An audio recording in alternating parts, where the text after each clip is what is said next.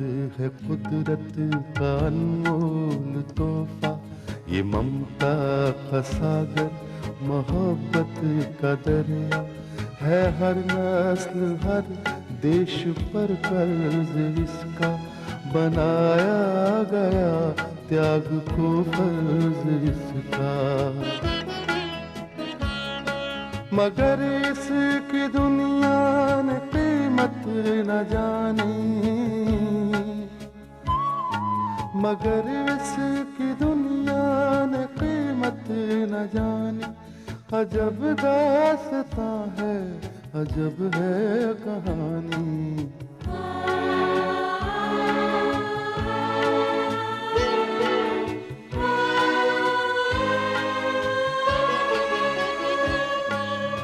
ग्रोवर ईसा भाई से माफी मांगने आता है और उससे दरख्वास्त करता है कि वो अहमद भाई को फोन करके बता दे कि उसने माफी मांग ली है और अब वो ईसा भाई को उसकी जरूरत के मुताबिक कपड़ा देने के लिए तैयार है, और वो भी क्रेडिट पर।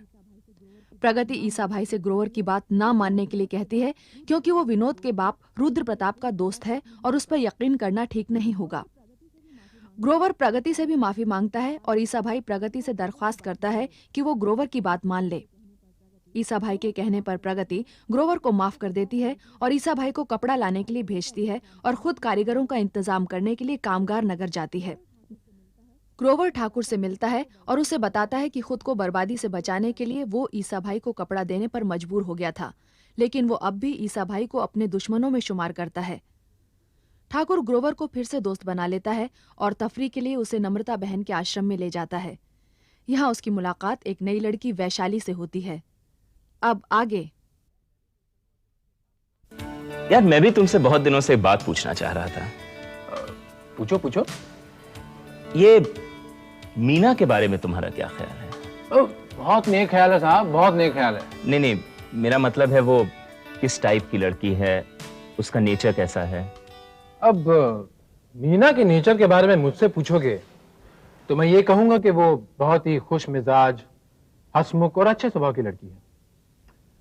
अनिल, मीना की खासियत यह है कि एक अमीर बाप की इकलौती बेटी होने के बावजूद उसमें घमंड बिल्कुल नहीं है। दूसरों के लिए बहुत इज्जत है उसके दिल में, वो कभी किसी का दिल नहीं दुखा सकती। पढ़ी लिखी है इसलिए अच्छी बुरी की समझ है उसमें। मगर तुम तो उसे उतनी ही अच्छी तरह से जानते हो जितनी अच्छी तरह से मैं जानता हूं। अरे भाई, डॉक्टर हो उसके। हाँ अनिल, लेकिन मुझे लगता है तुम उसे मुझसे बेहतर जानते हो। वो कैसे? भाई मैं तो उसको उसी दिन से जानता हूं जब वो मेरे हॉस्पिटल में मेरी पेशेंट बन के आई थी। अजीब इत्तेफाक है अनिल कि मैं भी उसे उसी दिन से जानता हूं। But how is it possible? तुम तो उनकी फर्म में काम करते हो। हाँ, मगर इससे पहले उस घर में आना जाना बिल्कुल नहीं था मेरा। मोदी साहब के और मेरे रिलेशन बस ऑफिस तक ही थे। ये तो मीना की वजह से ये रिश्ता घर तक पहुंच गया। क्या देख रहे हो? कुछ नहीं राजेश, फिर भी तुम्हारा आना जाना उनके घर मुझसे ज्यादा है। तो इसका मतलब यह हुआ कि तुम मीना को मुझसे बेहतर जानते हो। ठीक कहा तुमने, मगर एक बात जरूर है अनिल, मीना जिससे भी शादी करेगी वो आदमी होगा बड़ा खुशनसीब। खैर, ये तो था मेरा ख्याल मीना के बारे में। अब तुम भी तो बताओ, तुम्हारा क्या ख्याल है उसके बारे में? यार मेरा ख्याल भी मैं तुम्हें एक दिन बता दूंगा। फिलहाल तो तुम मुझको ये बताओ कि मीना तुमको अच्छी लगती है? हाँ, अच्छी लगती है। ये बताओ कि तुम्हें कैसी लगती है? राजेश, मीना मुझे अच्छी ही नहीं लगती, बल्कि मैं good afternoon Rajesh Babu. Good afternoon. Hello Meena ji. Hello doctor Anil, कैसे हैं आप? मैं ठीक हूँ, आप कैसी हैं? मैं अच्छी हूँ। चलिए राजेश बाबू, अब ज्यादा तकलीफ मत दीजिए कुर्सी को। चलिए चलिए। मैं कुछ समझा नहीं। क्या आज आप लंच करने वाले हैं मेरे साथ?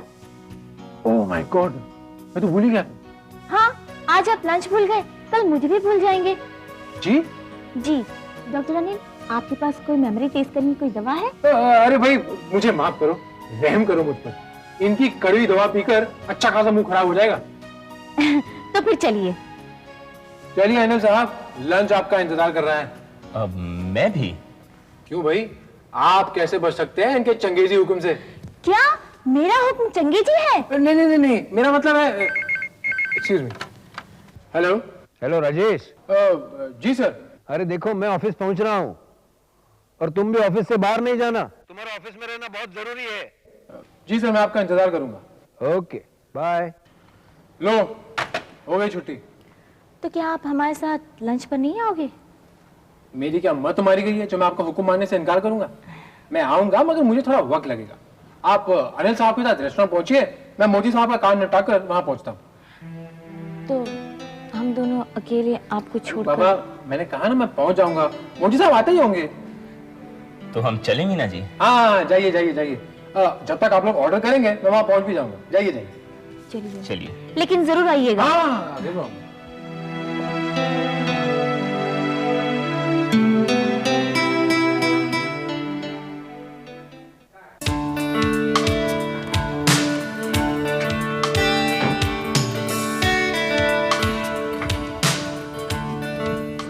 कहिए मीना जी, क्या ऑर्डर करूं आपके लिए? जो आपको पसंद है। मैं अपनी नहीं आपकी पसंद पूछ रहा हूं। कहा ना, जो आपको पसंद है। देखिए मीना जी, अगर आप मेरी पसंद पे जाएंगी ना तो भूखी रह जाएंगी। मैं खाने पीने के मामले में बहुत तंग दिल हूं। अगर ऐसी बात है तो मंगवा लीजिए मेरे लिए एक डिश। बताइए। नवरत्न सब्जी, राजेश बाबू को भी बहुत पसंद है ये। जी, पहले मैं 2 जूस मंगवाता हूं। ओके। वेटर। हेलो राजेश बाबू। आइए मोदी साहब। ये है मिस्टर रंजीत, तेरी बीवी की सहेली का बेटा। Hello, how do you do? और ये है मिस्टर राजेश, मेरे मैनेजर। राजेश, ये आज से हमारे यहाँ काम करेंगे। जी। इन्हें क्या काम करोगे भाई तुम? अंकल, आप जो भी कहेंगे मैं करूंगा। ठीक है, इन्हें अकाउंट्स में डाल दीजिए। बेहतर है। अकाउंट्स में काम करना राजेश के अंडर। और देखो राजेश, आज वो यूनाइटेड ट्रेडर्स वाले आ रहे हैं, तुम्हारा मेरे साथ रहना बहुत जरूरी है। जी सर। तुम्हें कहीं जाना तो नहीं ना? नहीं सर, मुझे कहीं नहीं जाना। ठीक है, मैं अपने रूम में रहूंगा। जी। रंजीत, ये राजेश तुम्हें समझा देंगे क्या काम करना है। ओके? तो रंजीत साहब बैठिए। Thank you. Please excuse me for a minute.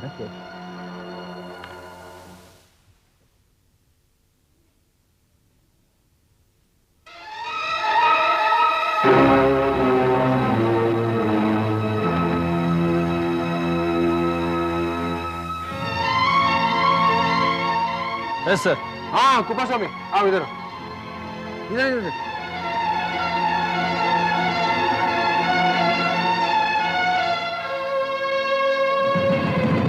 जाओ। हाँ तो रंजीत साहब, वेलकम टू मोदी ऑटोमोबाइल्स। आइए, मैं आपको आपका काम समझा देता हूं। कम।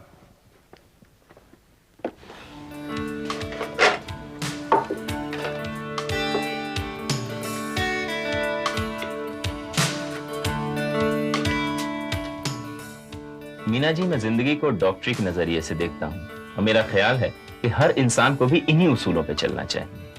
तो आप जिंदगी को उसूलों में कैद कर देना चाहते हैं? मीना जी, उसूलों की कैद से ही जिंदगी में डिसिप्लिन आता है। डिसिप्लिन भी एक किस्म की कैद है जिंदगी के लिए, और मैं कैद में नहीं, आज़ादी पे यकीन रखती हूँ। दिल आज़ाद हो, दिमाग आज़ाद हो तो सोच भी आज़ाद होगी, और इंसान आज़ादी की फिजा में सांस ले सकेगा। मगर मीना जी, मैं मानता हूं कि आजादी तो एक नियमत है, लेकिन फिर भी इस आजादी की एक सीमा तो होनी चाहिए। अगर आज़ादी की सीमा हो गई तो इंसान दिल से नहीं, बेदिली से जिएगा। मगर मेरा ख्याल है मीना जी कि दिल पर भी दिमाग का कंट्रोल होना चाहिए। हाँ डॉक्टर अनिल, दिल पर दिमाग का कंट्रोल होना जरूरी है, मगर कभी कभी इस दिल को तन्हा भी छोड़ देना चाहिए। जैसे कि एक शायर ने कहा है, बेहतर है दिल के पास रहे पासवानी अक्ल, लेकिन कभी कभी इसे तन्हा भी छोड़ दे। मगर मीना जी, इंसानी जिस्म में जो दिल है ना, ये सबसे खतरनाक चीज है। इसे तन्हा छोड़ना खतरे से खाली नहीं। तो आप डरते हैं अपने दिल से? मीना जी, जो चीज अपनी ना हो उससे डरना क्या? क्या मतलब क्या आपका दिल आपका अपना नहीं है? बिल्कुल ठीक समझी आप। तो फिर किसका है? उसका जिसने एक ही नजर में इस दिल को चुरा लिया है।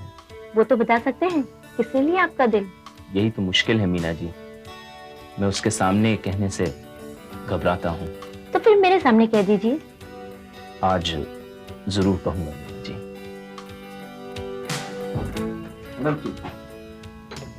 तुम जाओ।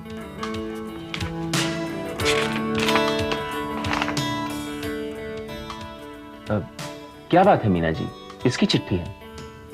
पापा की है, मुझे अर्जेंट बुलाया है। मैं आपके साथ लंच नहीं कर सकती। I am sorry. तो कोई बात नहीं मीना जी, ये लंच ड्यू रहा आप पे, फिर किसी दिन सही। चलिए हम चलते हैं। ओके।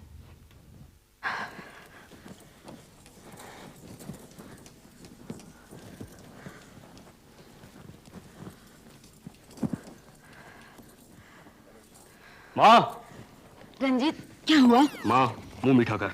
लेकिन बता तो सही कि हुआ क्या? माँ तू मुंह तो मीठा कर। मोदी ने मुझे अपने ऑफिस में नौकरी दे दी है। कहीं बिंदु के कहने पर उसने कोई बहाना तो नहीं बनाया? नहीं माँ, वो तो आंटी के कहते ही फौरन तैयार हो गया और मुझे खुद ऑफिस लेके गया। हाँ, लेकिन ऑफिस में जाकर उसने मुझे राजेश के सुपुर्द कर दिया।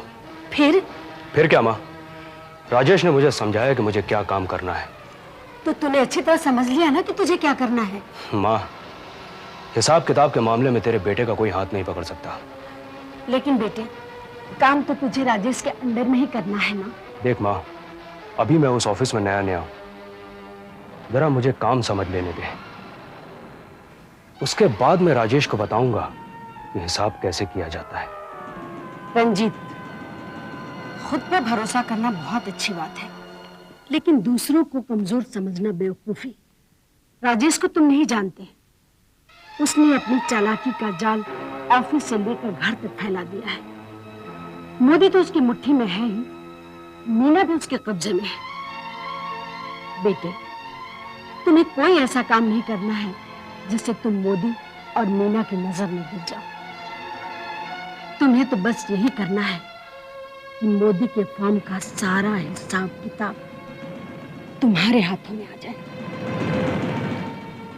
माँ तू देख लेना, ना सिर्फ मोदी की फर्म का सारा हिसाब किताब मेरे हाथ में होगा, बल्कि मैं राजेश का भी पत्ता गुल कर दूंगा वहां से। बेटे, पूत के पांव पालने में ही दिख जाते हैं, इसलिए मुझे तुम्हारी बुद्धि पर पूरा भरोसा है। माँ, ये बुद्धि होगी मोदी और राजेश के लिए, और ये दिल होगा मीना के लिए।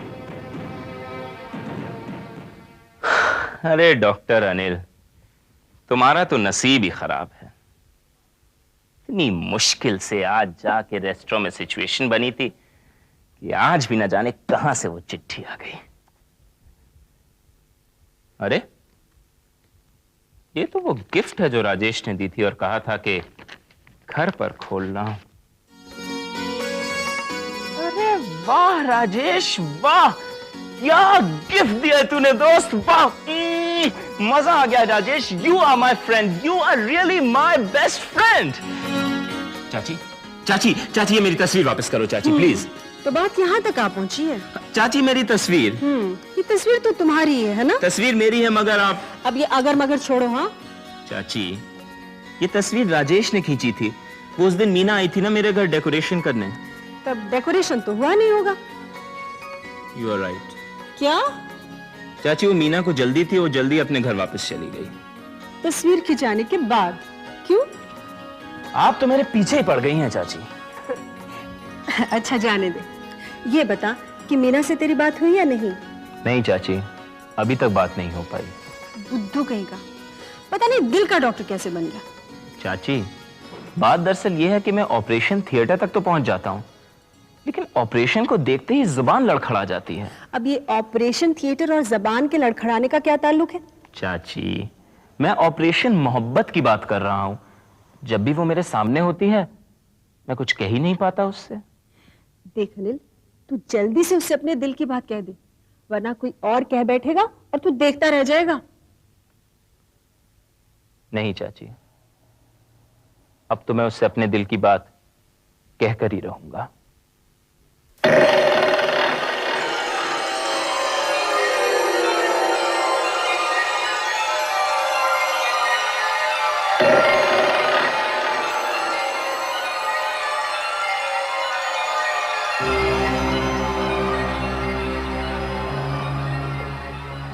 बाबूजी, आपने मुझे याद किया है?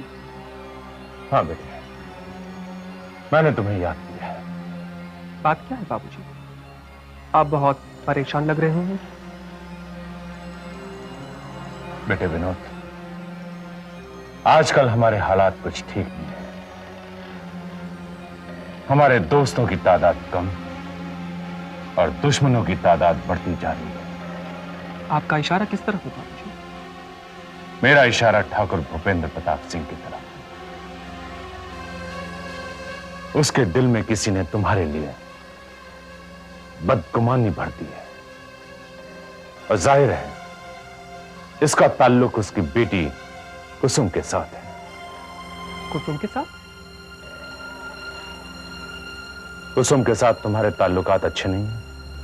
क्या उसने शिकायत की है उनसे? शिकायत नहीं की है बेटा, लेकिन शिकायत कर सकती है। और अगर कुसुम ने शिकायत कर दी तो हमारे संबंध ठाकुर भूपेंद्र प्रताप सिंह के साथ दोस्ती के नहीं, दुश्मनी के हो जाएंगे। और इस वक्त उससे दुश्मनी मोल लेना मधुमक्खी के छत्ते में हाथ लगाने के बराबर है। वो मेरा समधी ही नहीं, मेरा दोस्त भी है। और इस वक्त मुझे उसकी मदद की जरूरत है। मगर क्या बाबूजी? मगर उससे मिलने से पहले मैं तुम्हें समझाता हूं कि तुम अमिता के साथ अपने ताल्लुकात को अपनी हद तक रखो। मेरे ताल्लुकात अमिता के साथ सिर्फ बिजनेस तक है बाबूजी। मैं बाप हूं तुम्हारा। जो बात मैं कह सकता हूं वो कोई और नहीं कह सकता। मैं जानता हूं कि तुम्हारे ताल्लुकात उसके साथ बिजनेस के हों, मगर एक जवान लड़का और लड़की का मिलना समाज उसे शक की नजर से देखता है। बेटे, अमिता से मिलने जुलने में तुम एहतियात बरतो और उसके साथ साथ भूपेंद्र सिंह के दिल में जो दरार पड़ गई है उसे दूर करने के लिए तुम्हें कुसुम के पास जाना होगा। उसकी परेशानियों को समझना होगा। वो बीवी है तुम्हारी, तुम पर हक है उसका। तुम मेरी बात समझने की कोशिश करो। बाहर के दुश्मन से लड़ने से पहले अपने घर की दीवार को मजबूत करना होता है। बाबूजी, मैं आपकी बात से बिल्कुल सहमत हूं। मेरा अमिता से मिलना बहुत जरूरी है। अधिकारी तक पहुंचने के लिए अमिता से अच्छा पुल और कोई नहीं हो सकता। अमिता से जरूर मिलो, मगर कुसुम के लिए भी वक्त निकालो बेटे। बाबूजी, ये परेशानी इतनी बड़ी नहीं है। बात कुछ और है जो आप मुझसे छिपा रहे हैं। बात छिपाने की नहीं, शर्मिंदगी की है। मतलब? प्रगति चिंगारी नहीं, शोला बन रही है और बहुत दूर दूर तक उसने अपने पंजे काट दिए हैं और उन पंजों की खरोच मैंने भी महसूस की है। जिंदगी में पहली बार मैंने शिकस्त का मुंह देखा है। इसका मतलब यह है कि हम लोग इतने कमजोर हो गए हैं कि एक मामूली लड़की को खत्म नहीं कर सकते। हम कमजोर नहीं हुए बेटे, वो ताकतवर हो गई है।